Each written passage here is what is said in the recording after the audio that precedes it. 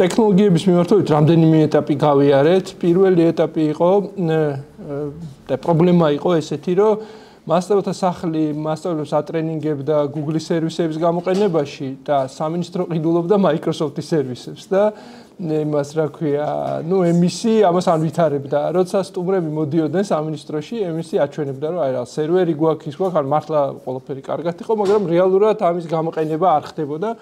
დაახლოებით იყო 2000 აქტიური იუზერი. და მაშინ იყო დისკუსია, რომ არ არის პრობლემა პრინციპში ეს ორი გზა არსებობს და მოდი ერთი გზა ავირჩიოთ, იმიტომ რომ ურთიერთგამომრიცხავია ეს ორი. და მაშინ შევთანხმდით Microsoft-ზე, იმიტომ რომ Microsoft-ი არის მეტად ცენტრალიზებული და შესაბამისად მეტად შეგიძლია დაეხმაროს სკოლას. Google-ის შემთხვევაში თუ შენ ეუბნები, რომ შენ თვითონ გამართე შენ ინფრასტრუქტურა, იმიტომ რომ ცენტრიდან მე შენ ვერ დაგეხმარები, ხო? და ისეთი სიტუაცია იყო და პრინციპში ეხლაც ძალიან ბევრ სკოლას გაუჭირდება დამოუკიდებლად ინფრასტრუქტურის აწყობა და ამას გვაჩვენებს მაგალითად კერძო სკოლის მაგალითი, რომ ჩემი თვალსაზრისით ბოლომდე ვერ იყენებენ იმ შესაძლებლობებს, რასაც Google-ი აძლევს და კერძო და საჯარო შეს კიდევ უფრო გაჭირდებოდა. ამიტომ Microsoft-თან დაიდო 5 წლიანი ხელშეკრულება და პირველი რასაც აუკეთებდნენ კოუჩები, უხსნიდნენ მასწავლებლებს, რომ აი შე რო გაქვს ეს იმეილი, კვირაში ორჯერ დადიოდნენ სკოლებში, რომ ეს უბრალოდ იმეილი კი არ არის, ეს არის ასე ვთქვათ კარი შესასვლელი უამრავ სერვისში, რომელიც შენ შეგიძლია გამოიყენო და ვასწავლიდით პირველ რიგში მასწავლებლებს ამ სერვისების გამოყენებას, მეორე მხრივ ემის თვითონ ეს სისტემა ძალიან გართულებული ქონდა უსაფრთხოების ზომებიდან გამომდინარე, მაგალითად რაღაცა თვეში ერთხელ ლამის პაროლი უნდა გამოგეცვალა, ძალიან რთული სისტემა იყო და ძალიან ბევრი კამათის და იმის შემდეგ გავამარტივეთ, იმიტომ რომ უხსნიდი, რომ ესეთ რთულ სისტემას ვერავინ ვერ გამოიყენებს და თქვათ ამისი გამარტივებაც მოხდა ერთი მხრივ. კიდე ერთი პრობლემა რაც იყო, ბავშვებს ურიგდებოდათ ბუკები, მაგრამ ამ ბუკების გამოყენება სწავლის პროცესში არ ხდებოდა. და ამიტომ ხშირი იყო შემთხვევები, რომ რაღაცა ოჯახი ვერ ხდებოდა, რაში ჭირდება ეს, მშობლები იყენებდნენ და არა ბავშვები და ასე შემდეგ და საჭირო იყო რაღაცა რესურსების შექმნა და ასე შემდეგ, რომ ეს რაღაცნაირად ნაწილი გამხდარიყო ბუკების სასწავლო პროცესის. ხო? და აი ეს პროცესი მიმდინარეობდა იმისაც რომ მასწავლებლებს ეს გამოიყენებინათ ეს Microsoft-ის აპლიკაციები როგორც იცით თავიდან ახალი სკოლის მოდელი დაწყებით საფეხურზე შევიდა ყველას დაურიგეთ პერსონალური კომპიუტერი რომ ქონოდათ რაღაცა რაზეც იმუშავებდნენ აი ეს კოუჩების ტრენინგები ტარდებოდა და უცებ მოხდა პანდემია და რაღაცნაირად ისე დაემთხვა რომ თითქოს ეს მოსამზადებელი სამუშაო პანდემიისთვის მოსამზადებელი სამუშაო იყო. იმიტომ რომ მე დაიწყო ლაპარაკი რომ გადავიდეთ თუ არა ონლაინ სწავლებაზე, იმიტომ რომ ეს დიდი კითხვის ნიშნის იყო, იმიტომ რომ არსებობდა შიშები რომ აი რო ვთქვათ რომ გადავედით და მე არაფერი არ გამოგვივიდეს, ხო უარესი იქნება, ვიდრე ვთქვათ რომ ისა ხო და ამიტომ ამაზეც იყო რაღაც ასთა სხვაობა, არც მე ვეუბნებოდი რომ არა, აი გადავიდეთ ჯობია, კიდე სხვაებიც რა თქმა უნდა და გადავედით და აი ამ პროცესში ძალიან დაგვეხმარენ კოუჩები, იმიტომ რომ აი თქვათ ესეთი განცხადი გააკეთა სამინისტრომ, რომ არის ეს Microsoft-ის სერვისები, რომელსაც მე ვმართავ და აი ამითი შეგიძლია შენ ონლაინ გაკვეთილი ჩატორის Teams-ი ან Skrill-ი გაგიტვირთავ, რაღაცები გამზადებული ხდებოდა იქ მასებს. არის სხვა სერვისებიც, რომელიც ძალიან ბევრია, რომელშიც კი ბატონო, შენ შეგიძლია გამოიყენო, მაგრამ მე უბრალოდ ვერ დაგეხმარები, იმიტომ რომ შეუძლებელია რომ ყველა ტიპის სპეციალისტი მქონდეს და ყველა შესაძლო ვარიანტი გავთვალო. და ეს ერთი გზა, სადაც, ხო, პირველად არის ხო მასწავლებელი ამ სისტემასთან, თქვა ზოგი გადავამზადეთ. და ერთ-ერთი გზა იყო ცხელი ხაზი, რომელიც ბუნებრივად ვერ გაუძლებდა იმ დატვირთვას, იმიტომ რომ არ იყო გათვლილი ამ დატვირთვაზე. ამიტომ კოუჩებს უთხარით, მაშინ ვინაიდან კოუჩები სკოლებში ატარებდნენ ამას ბევრნი იყვნენ, სადღაც 150 კოუჩი იყო, იმიტომ რომ კვირაში ორჯერ სკოლაში დადიოდა. უთხარით რომ ვინ ხართ მზად რომ მოხალისეობრივად, იმიტომ რომ ბიუჯეტი მაგისი არ არსებობდა, თქვენ გაუწიოთ დახმარება მასწავლებლებს, თქვენ ტელეფონის ნომრებს დავდებთ და რეგიონების მიხედვით დაგირეკავენ თქვენ მასწავლებლები და უმეტესობამ თქვა რომ მე მზად ვარ და აი რა ვიცი ოლიკოც აქ არის დამეთახმება 24 საათი ვრეკავდა ტელეფონი და ეს მასწავლებლები აი როგორ შევიდე, იქ იმას როგორ დავაჭირო, აი ეს როგორ გავაკეთო და ასე შემდეგ და შემინე ვთქვა რომ ტექნოლოგიების განვითარებას პანდემია ძალიან დაეხმარა. ბევრი მინუსის მიუხედავად რაღაცა დადებითიც მოხდა, იმიტომ რომ ეს შემთხვევასაც გავიხსენებ, რომ როცა წავიდა საუბარია Microsoft-ის იმის პროგრამების დანერგვაზე, მე მახსოვს მაშინ შიგნით სამინისტროშიც უთხარი, რომ აი აგიხსნით რა არის ეს და რატო ვაკეთებთ ამას და აუხსენით იმსი როგორ მუშაობს და ასე შემდეგ და რა თქმა უნდა ახლა ყველა დაკავებული ხალხია, რაღაც ერთი ყურიდან შეუშვეს, მეორედან გამოუშვეს, მაგრამ მე მოვიდა პანდემია და აი ნიკო მეუბნებოდა და შენ რომ მაშინ გითხარიო. ზუსტად ხო, რაღაცა ესე წინასწარ მეტყოლური გამოდგა ეს, ხო? ანუ მართლა ძალიან უცნაურად მოხდა, რომ ის მოსამზადებელი რაც ჩავატარეთ, ხო, თითქოს ამისთვის იყო მოსამზადებელი. თან მაშინ ვიყიდეთ 5 წლით Microsoft-ისგან ეს რესურსები და იმდენად დაბალი იყო გამოყენების დონე, რომ აი ფასდაკლების ვერც წარმოედგინა Microsoft-ი, რომ პანდემია რომ მოხდებოდა, ამხელა დატვირთვა იქნებოდა. სხვა შორის მათ სტატიაც დაწერეს, რომ ჩვენ ვიყავით ქვეყანა, რომელმაც პანდემიის დროს ყველაზე სწრაფად გაზარდა მათი სერვისების გამოყენება. ეს შეფასებაც არ არის კარგი, იმიტომ რომ ზოგიერთ ქვეყანა ისედაც იყენებდა და ამიტომ არ ქონდა ამხელა ზრდა, მაგრამ ჩვენ შემთხვევაში ფაქტია, რომ ეს ზრდა მოხდა. ხო? ანუ რა ეტაპები გაიარა სკოლამ, ხო, რომ შევაჯამო, აი 2018 წელს შევიდნენ კოუჩები, ასწავლიდნენ Microsoft-ის სერვისების გამოყენებას, 19-ში უკვე კოუჩები კი არ დაძლებდნენ მასწავლებლებს, მოდი განახო რა არის ეს, პირიქით ისინი დაძლებდნენ, აბა ისა რა ქვია, აქ როგორ შევიდე, ეს როგორ გავაკეთო და 20 წელს უკვე აიხმარებოდნენ სკოლის ადმინისტრაციას დისტანციური სწავლების საჭირო ელექტრონული რესურსების დანერგვაში, იმიტომ რომ კაი, თქვათ ეს გავიგეთ და ეხლა კიდე რა ელექტრონული რესურსები გვაქვს, რომელიცაც შეგვიძლია რაღაცა ჩავანაცვლოთ, რაღაცა გამოვიყენოთ, თქვათ სხვა კოუჩებს ეხმარებოდნენ, რომ შეექმნათ თავისი საცავები, რომ აი რაღაცა მოეგროვებინათ მასწავლებისთვის რაღაც რესურსები, გადაეცათ და ასე შემდეგ და 21 წლიდან როცა პანდემია დაამთავრდა, ხო, ესეთი კითხვები დაისვა, რომ აიო ბავშვიო, თქვათ მეორე კლასში სწავლობს, მესამე კლასში სწავლობს და თქვენ თხოვთ, რომ კომპიუტერით შევიდეს გაკვეთილზე და ვინ ასწავლის ამას? აი, კაი, ეს მოთხოვნა არის, მაგრამ სად უნდა ისწავლოს ეს? და ამან შეუწყო ხელი, რომ საგანი კომპიუტერული ტექნოლოგიები ასე ვთქვათ განვითარებული იყო. ამ საგანს ერქვა სახელი IST, ანუ ინფორმაციო საკომუნიკაციო ტექნოლოგიები, მშობლებსაც არ ესმოდათ, ბავშვებსაც არ ესმოდათ, ამიტომ გადაწყვეტით, რომ მოდი ისეთ სახელი დავარქვათ, რომ ახსნა არ ჭირდებოდეს კომპიუტერული ტექნოლოგიები, მაგრამ სახელის გარდა ძალიან ბევრი რამე შეიცვალა. თუ კი ეს საგანი ისწავლებოდა მარტო მე-5 და მე-6 კლასში და აი როგორც ნიკომ თქვა, ძირითადად Word, Excel ესე წარმოედგინათ, ხო?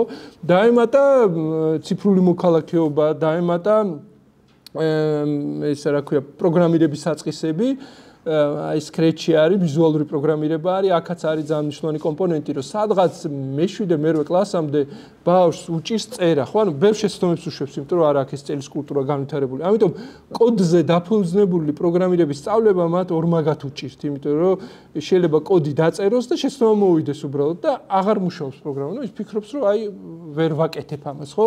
და აი Scratch-ის შემთხვევაში იქ არის ვიზუალური პროგრამირება, მიუხედავად იმისა, რომ ძალიან რთულ კონცეფციებს სწავლობენ, ხო, რაც გამზადებულ ბლოკებს ალაგებენ და უყურებენ აი ეს ბლოკები ერთმანეთთან დაკავშირებით როგორ მუშაობს და ძალიან დიდი გამოწვევა იყო აი ამ Scratch-ის მხრივ, იმიტომ რომ ნუ ზოგადად მასწავლებლებს ეს დამოკიდებულება აქვთ, იმდენი რეფორმა ჩატარდა, იმდენი ტრენინგი და ასე შემდეგ, რომ ცოტა სკეპტიკურად უყურებენ, რომ აი კიდე რა უნდა იყოს ახალი და რა ვიცი დაგვანებეთ თავი.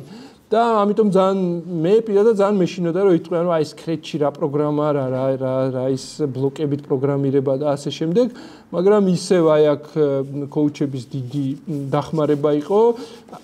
უკვე პანდემიის მერე ისინი ატარებდნენ ონლაინ რეჟიმში შეხვედრებს და ეს ამან უფრო გაამარტივა, იმიტომ რომ თქვათ არის რეგიონები, სადაც მისვლა ძნელია, ზამთარში საერთოდ ვერ მიხვალ და ასე შემდეგ და აი ეს გამოსავალი ვნახეთ და კვირაში ორჯერ ისევ ატარებდნენ ტრენინგებს სკოლის მასწავლებლებთან და ამ შემთხვევაში იყო ონლაინ. და კიდე რაც იყო მნიშვნელოვანი ამ საგანთან დაკავშირებით, არსებობდა ამ IST-ის წიგნები და მე ვარ ნამყოფი გაკვეთილზე, სადაც ბავშვი დაფასთან იდგა და ყვებოდა როგორ უნდა გააბოლდო ტექსტი Word-ში. ანუ როგორ ჩანს მასწავლებელმა უთხრა, რომ რაც მე-5 გაკვეთილი აი წიგნში გადაშალეთ და ისწავლეთ და ამან ისწავლა და მე უყვებოდა, ხო? ხო და აი ძალიან მეშინოდა წიგნის, იმიტომ რომ ისევ ასე წავიდოდა და ამიტომ გავაკეთეთ აი ეს კომპლექსური დავალებების ან პროექტული დავალებების ბანკი. უთხარით რომ აი აგერ არის, შენ შეგიძლია შენი გააკეთო, არ არის აუცილებელი რომ მაინც ეს იქნა, მაგრამ აი აგერ არის ნიმუში და ნუ იქ როგორ არის ხო, ჯერ უხსნი ბავშვს რაღაცა საკითხს და მე რეუნები რომ აი ხა ამ საკითხთან დაკავშირებით გააკეთე პატარა პროექტი, ხო? იგივე თქვა Word-ის მაგალითი რო ავიღოთ, აი ქართულში რასაც სწავლობთ, ის ტექსტი აკრიფე, რაღაც სათაური გააფორმე, რაღაცა ამ ზომის იყოს სათაური, ამ ზომის იყოს ტექსტი და ასე შემდეგ. და ნუ იგივე ხდება Scratch-ში, ხო? შეუძლებელია იქ რამე დაიზეპი, რომ უნდა გააკეთო და გაკეთებული მოიტანო და არის ეს School.msg, ეს პორტალი ეხა მე როგორც უყურებ უკვე მზად არიან ფიქრობ მასწავლებლები ავტორები იმისთვის რომ აი პროექტზე ორიენტირებული წიგნი დაწერონ ანუ წიგნი რომელიც იქნება უკვე პროექტების კრებული და არა თქვათ რაღაცა ესე თავებად კლასიკური როგორც სხვა საგანში რომ რაღაცის სასწავლი ხო ნუ ეს სტატისტიკა არის აი არდადაგებზე არიყენებენ ეს ჩავარდნები შაბათ-კვირებია და კვირის დღეებში იყენებენ ამ რესურსს და ნუ ვუხსნიდით მასწავლებლის როლზე რომ აი ეს კი ეს არის საპროექტო დავალებების ბანკი მაგრამ ძალიან მნიშვნელოვანია თქვენ რას გააკეთებთ და ერთმანეთში რას გაცვლით იმიტომ რომ ამას იგივე ძალა ექნება როგორც ამ რესურსზე განლაგებულ პროექტებს და გავაკეთეთ ესეთი ვებგვერდი მასწავლებლების მიერ შექმნილი კომპლექსური დავალებები ანუ კოუჩებს დაევალათ რომ აერჩიათ რამდენიმე მასწავლებელი მათ გაიკეთებინათ ეს კომპლექსური დავალებები და მე ავტვირთეთ აქ ასევე მენტორების მიერ შექმნილი ვებგვერდი გქონდა სადაც იყო ტუტორიალები აი იგივე ეს Microsoft-ის რაღაცები როგორ ურეკავდნენ ამათ მაგრამ მაინც ხო აი ხა ბოლოს ჩავხედე და 396,000-ზე მეტი ნახვა ხო გვერდისთვის რომელსაც ძალიან სპეციფიური და ტექნიკური ის არის მასალადებს ხო საკმაოდ დიდი არის ხა ეს არ არის რაღაცა გასართობი ხო ძალიან დიდი პრობლემა არის თვითონ და იყო კომპიუტერული ტექნოლოგიების მასწავლებლებთან დაკავშირებით და რაში როცა ესაგანი ისწავლებოდა მარტო მე-5-6 კლასში შეუძლებელი იყო რომ მასწავლებელი ყოფილიყო მარტო ამის მასწავლებელი როგორც წესი ის ითავსებდა ამას იმიტომ რომ საათები იმდენად ცოტა იყო რომ ნუ ვერ ექნებოდა ხელფასი ბუნებრივია ხო და მას შემდეგ რაც დაემატა აი ეს მეორე მესამე მეოთხე მეხუთე კლასი ხო უკვე ინტერესი გაჩნდა ანუ ვიღაცა უკვე შეიძლება იყოს მარტო ამის მასწავლებელიც და ნუ შესაბამისად აი გამოცდაზეც უფრო მეტი ადამიანი გადის და სკოლების პერიოდულად აცხადებენ კონკურსებს ისეთის მასწავლებელს ხო ზაფხულობით ვატარებდით შემაჯამებელ ონლაინ კონფერენციას აი ეს არის ვებგვერდი სადაც კონფერენციის მასალები იტვისდებოდა და იქ ნახეთ 845,000 ნახვა აქ რა ეს არის ამ კონფერენციაზე ძირითადად მასწავლებლები თავის კომპლექსური დავალებების შესახებ ყვებოდნენ რომ აი რაღაც ესე გავაკეთე ასე შემდეგ ხო ასევე ძალიან აი ოლიკო ამაზე მეც ილაპარაკებს ძალიან ვცდილობდით რომ თვითონ მასწავლებლებსაც შეექმნათ თავისი რესურსები ეს არის მასწავლებელი ნანა დაბრუნდაშვილი ხაშურიდან, რომელმაც გააკეთა თავისი გვერდი ძალიან აქტიური იყო პანდემიის დროს, იმიტომ რომ მაშინ ბევრი დახმარება ჭირდებოდათ მასწავლებლებს, ან კი ურეკავდნენ, მაგრამ რაღაცა რესურსებიც ჭირდებოდათ.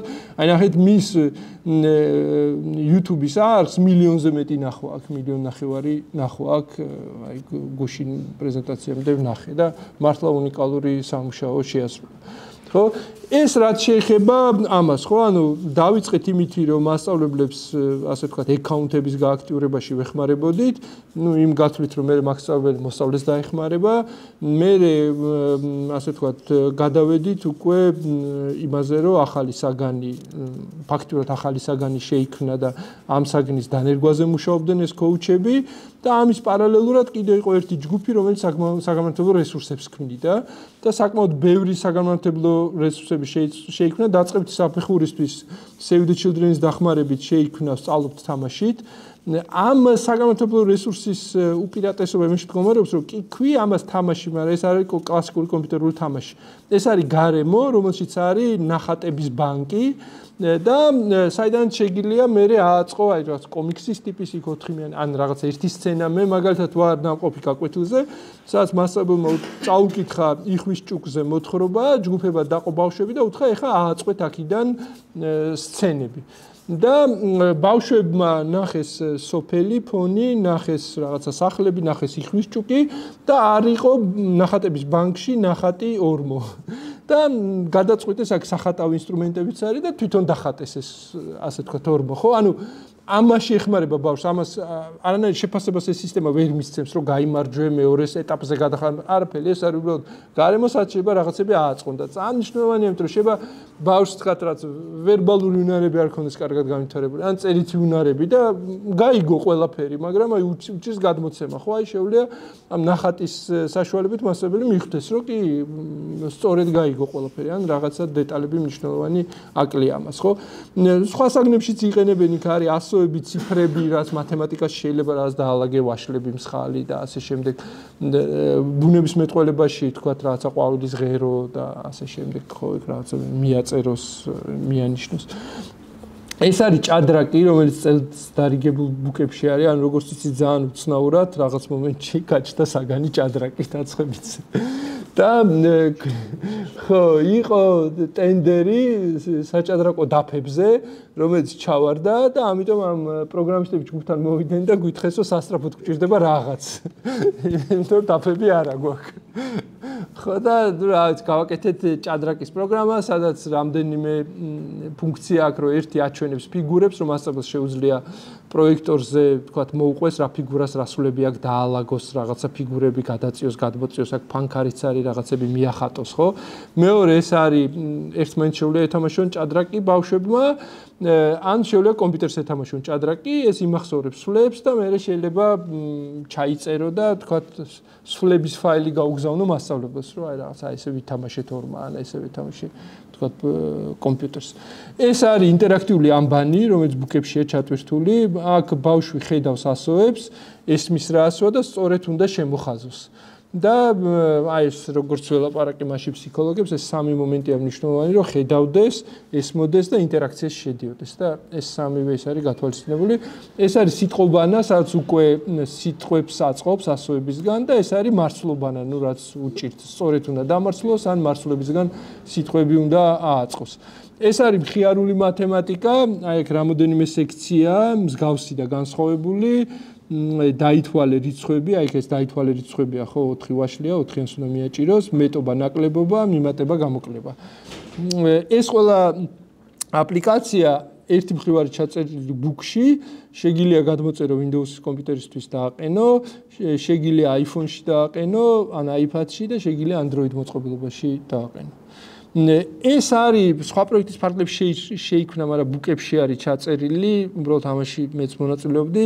12 ქართველ ავტორს გამოვართვით მოთხრობები და მათი მოთხრობების მიხედვით შევქმნით ინტერაქტიული ხმოვანი წიგნები. და იმ უსმენა 300 ბავშვი თვითონ ფურცლავს, უნდა წაიკითხავს, უნდა მოусმენს, ხო?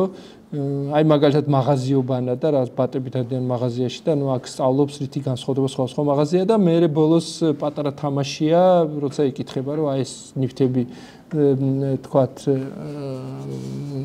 უნდა დააჯგუფოს სწორად ნივთები, სხვა მაღაზიის ნივთები, ხო, რაც საკანცელარიოები თქვათ და ასე შემდეგ.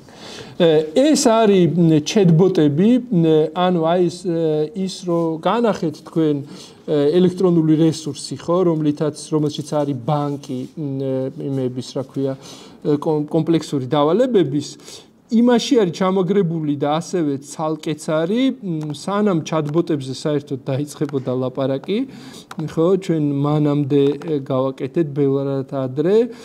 გამარჯობა, აბა, მითხარი, რით შემიძლია დაგეხმაროთ, ხა ზოგიერთი ბავშვი ეუბნება, დავალება მაგ გასაკეთებელი და მე რა ვერ ვკეთებ. რა არის ბიტი? ხო და ნუ რაღაცავე ბიტი იგივეა რაც რა, რაღაცა კითხებზე სცემს პასუხს. ხო, აი ესეთი სისტემა არის. ესენი ცალკე ინტერფეისიც აქვს, ანუ ეს არის კომპიუტერული ტექნოლოგიები, ბუნებისმეტყველება, ხელოვნება, მუსიკა და რაღაცებს ელაპარაკება.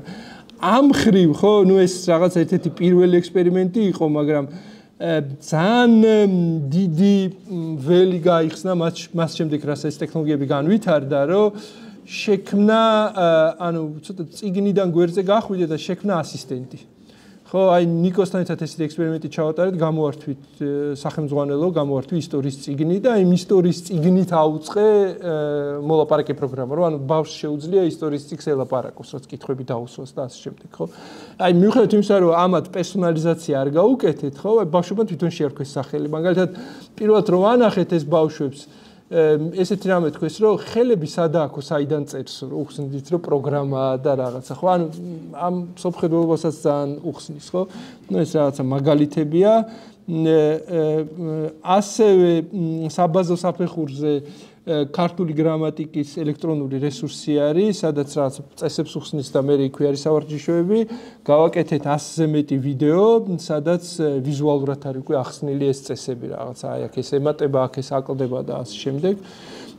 გავაკეთეთ ჩემი საქართველოს ფარგლებში ჩეტბოტების ნაკრები, აი სხვა რეგიონის, თქვათ ქართლი, იმერეთი, რომ აი ეს მოსაწყენი ინფორმაცია რო არის რაღაც მდინარის სიგრძე, ის რაღაცა, აი შეგვიძლია ელაპარაკო, ანუ თითქოს არის ამ რეგიონის წარმომადგენელი და მასთან შედიხარ დიალოგში და ერთ-ერთმა მასწავლებელმა აი ქუთაისში რაღაც ბავშვებს დაალაპარაკა, უთხარი პროგრამას დაველაპარაკებით და მე შეავსებინა რაღაც, აბა რაში იყო სწორი, არასწორი, როგორ ფიქრობ, კარგია, ცუდია, ასე შემდეგ და რაღაც ერთ-ერთი მაგალითი არის ამის. ვმუშაობდით კიდე აი ამ ჩეტბოტების შემდეგ ეტაპზე, სადაც უკვე ვიზუალური ელემენტები დავუმატეთ და კიდე უფრო გავარხმავეთ და მანდ ხო და კიდე შევქმნით პლატფორმა, სადაც ბავშვი შეუძლია შევიდეს მოსწავლე, დარეგისტრირდეს და თვითონ ააწყოს ჩეტბოტი. და ეს ძალიან საინტერესო პროცესი არის, რომ თქვათ თუ ექნება დავალება, რომ აი ჩვენ მოდი ავაწყოთ ილია ჭავჭავაძე, ანუ პროგრამა, რომელიც ის ილაპარაკებს, როგორც ილია ჭავჭავაძე ილაპარაკებდა. ხო, მაშინ შემდა წიგნები მოიძიო, ფაქტები მოიძიო და ასე შემდეგ და ამაზე დაყრდნობით ეს ინფორმაცია შეიყვანო და ანუ ისე ესწავლებათ ეს, რომ სიამოვნებით რომ ვერ წხვდებიან, რომ რაღაცა მიზანის სწავლა არის და არა თქვათ რაღაცის გაკეთება, ხო?